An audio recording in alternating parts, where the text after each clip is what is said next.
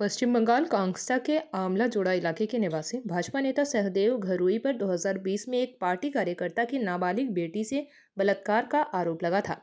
सहदेव घरुई दुर्गापुर पश्चिम विधानसभा क्षेत्र से भाजपा विधायक लक्ष्मण घरुई के भतीजे हैं। घटना के प्रकाश में आते ही राज्य की राजनीति में हलचल मच गई। नाबालिग लड़की के परिवार वाले जैसे ही शिकायत दर्ज कराने कांगड़ा थाना पहुंचे, आरोपी सहदेव घरुई इलाके से फरार हो गया। कांगड़ा थाने की पुलिस ने उसकी तलाश में कई जगहों पर दबिश दी, लेकिन उसका कोई सुराग नहीं मिला। पुलिस द्वारा बार बार घर पर अदालती आदेश भेजने के बावजूद उसका पता नहीं चल सका। काफी समय तक गायब रहने के बाद वह 2 दिन पहले कांगड़ा के राजबांध में एक व्यक्ति के घर आया। मंगलवार सुबह जब वो मॉर्निंग वॉक पर निकला तो कुछ स्थानीय लोगों ने उसे पहचान लिया। इसके बाद कांगड़ा पुलिस को सूचित किया गया और कांगड़ा पुलिस ने उसे गिरफ्तार कर लिया। उसे आज दुर्गापुर उपजिला न्यायालय में पेश किया जाएगा। হ্যাঁ, ওয়েস্টবেঙ্গল পুলিশ তাকে অবশেষে গ্রেপ্তার করতে সমর্থ হয়েছে, কারণ ও তো লুকিয়ে ছিল ত্রিপুরাতে। সেখান থেকে খবর পাওয়া যাচ্ছিল, তারপর পুলিশ তোকে অ্যারেস্ট করেছে আর আজকে কোর্টে প্রডিউস করছে।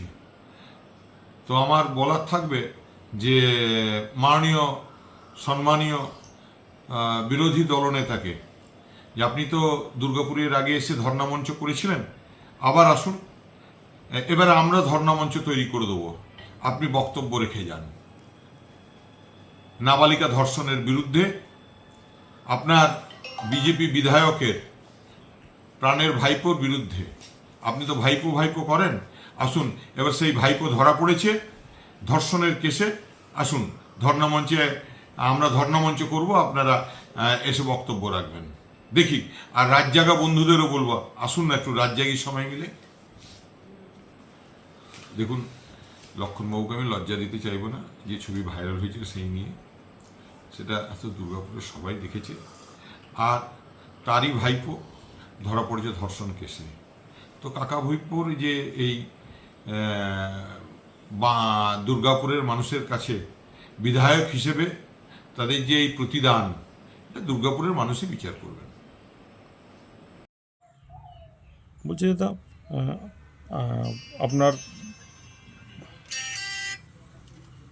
আপনার ভাইপো সহদেব ঘড়ুই, তাকে পুলিশ আজ অ্যারেস্ট করেছে ধর্ষণের কেস, কি বলবেন? আমার কি বলার আছে, আমি প্রথম দিনই বলেছিলাম আজকে 4.5 বছর আগে, যদি অন্যায় করে থাকে তো শাস্তি পেতে হবে। পুলিশ পুলিশের কাজ করবে, কোর্ট কোর্টের কাজ করবে, আমার বলার কিছু নেই এখানে। আজ প্রায় 20 বছর আমরা আলাদা থাকি, আলাদা বাড়ি থাকি, আলাদা ঘরে থাকি। যে ঘটনা ঘটেছে তার জন্য পুলিশ আছে, কোর্ট আছে, পুলিশ অ্যারেস্ট করেছে, কোর্টও জবাব দেবে, কোর্টের কাজ করবে, পুলিশ কাজ পুলিশ করবে, আমার এখানে বলার কিছু নেই। দীর্ঘ কয়েক বছর এই মামলা হয়েছে থানায়, তো তারপরেও সে এত বছর ধরে বাইরে ছিল। বিরোধীরা বলছে যে মানে আপনার মদতেই নাকি সে বাইরে ছিল। এলাকার মানুষ জিজ্ঞেস করুন, বাড়িতেই ছিল, ব্যবসা করছে, বেশ অসুস্থ ছিল, বেশ কিছুদিন বোম্বেতে ছিল, এখনও অসুস্থ আছে, শারীরিক সমস্যা হয়েছে, ওর বাড়িতেই ছিল, কোথাও বাড়ি যায়নি। পুলিশ কেন ধরেনি বা কেন দেরি করলো, কী ছিল সেটা আমার বলা কিছু। আমি তো আলাদা থাকি, আমি টাউনশিপে থাকি, আমি বছরে গ্রামে একবার বাড়ি যাই। তো আমি আবার বলছি, আমি সেদিনে বলেছিলাম পুলিশ পুলিশের কাজ করবে, কোর্ট কাজ করবে, কোর্টের কাজ করবে। আজ পুলিশ অ্যারেস্ট করেছে, পুলিশের কাজ পুলিশ করেছে, কোর্টের কাজ কোর্ট করবে। এই ধর্ষণের ঘটনায় কি সে যুক্ত ছিল কোনোভাবেই? এটা কি আপনি যুক্ত, সে তো এটা খবর হয়েছে, আমার তো আগেই জানি, বলেছি, এটাও বলেছি যে ওই মেয়েটির সঙ্গে প্রেম ছিল, সবাই জানে, এলাকার মানুষ জান, আমার বলতে হবে না।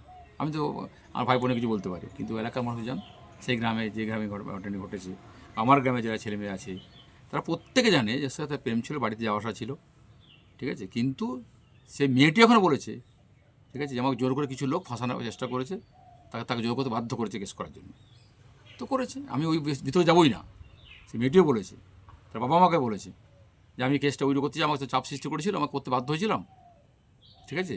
আপনার এগেন্স্টে আপনি ইলেকশনে দাঁড়িয়েছিলেন, অথবা আমাকে বিভিন্নভাবে বোঝানো হয়েছিল, আমি করেছিলাম, তো সে আমাকে जेपी भारत लाइव, भारत की बात जेपी के साथ।